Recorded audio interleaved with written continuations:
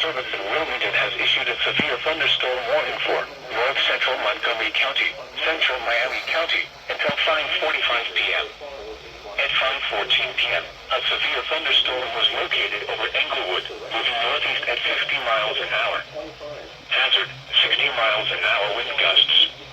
Source, radar indicated. Impact, expects damage to trees and power lines. Locations impacted include Dayton, Troy, Trotwood, Vandalia, Englewood, Tip City, West Milton, Clayton, Union, Phillipsburg, Casttown, Ludlow Falls, Johannesburg, Haven View, Northview, Farrington, Dayton International Airport, Garland and Grayson. This includes the following interstates: I-70 in Ohio between mile markers 23 and 31.